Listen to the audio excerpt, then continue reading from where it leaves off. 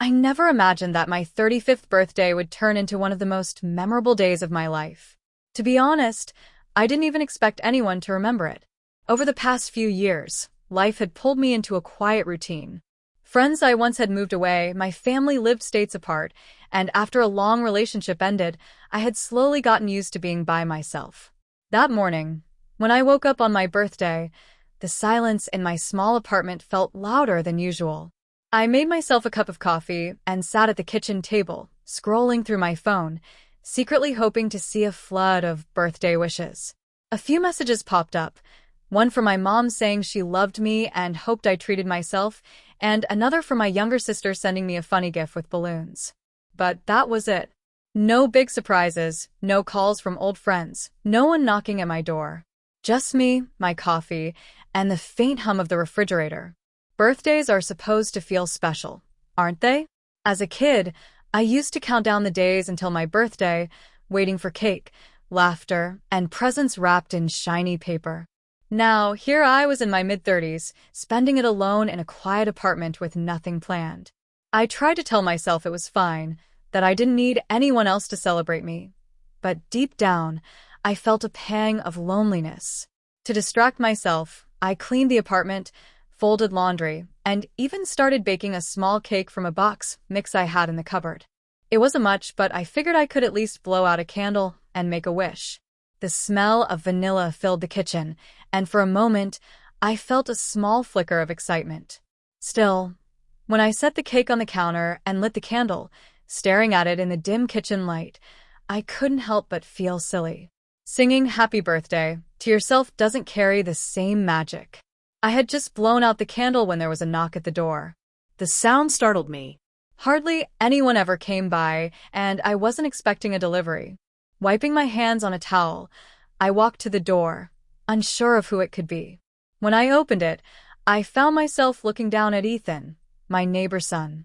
He was about 10 years old, with messy brown hair and the brightest pair of curious eyes. "Hi, Miss Parker," he said, holding a small paper bag in his hands. "My mom made cookies, and she told me to bring you some." I blinked, surprised. "Oh, thank you, Ethan. That's very kind of you."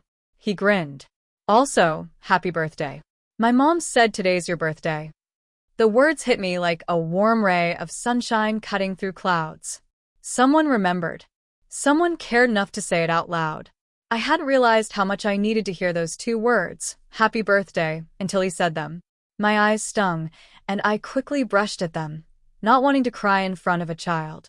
"Thank you," I managed, smiling at him. "That means a lot." He tilted his head, peeking into the apartment. "Are you having a party?" I laughed softly. "No, not this year. Just a quiet day."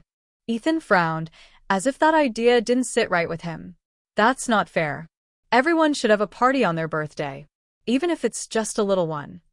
Before I could respond, he asked, "Can I come in?" I hesitated for a second, then stepped aside. "Sure, but only for a little while. I wouldn't want your mom to worry." He bounced into the apartment with the energy only a child could have. When he spotted the small cake on the counter, his eyes lit up. "You made a cake. Can I help eat it?" I couldn't help but laugh. Well, I was planning on saving it, but I suppose cake tastes better when it's shared. And just like that, what had started as a lonely day began to transform. I cut us each a slice of cake and poured glasses of milk. We sat at the table, and Ethan chattered away about school, his favorite video games, and how he wanted to be an astronaut one day. His stories were so full of life that I found myself laughing, the heaviness in my chest lifting little by little. At one point, he asked, "What did you wish for when you blew out the candle?" I smiled, looking at him. "I wished for a surprise." Ethan beamed. "Then your wish came true, because here I am." That moment hit me hard. It was true, he was my surprise. I hadn't expected company, and yet, here was this sweet boy, making my birthday brighter just by being himself.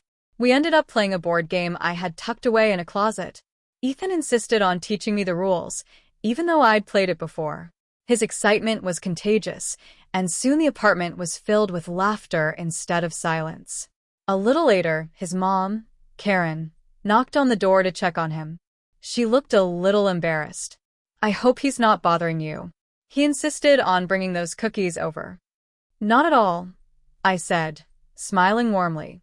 "Actually, he made my day." Karen's expression softened. "I'm glad to hear that.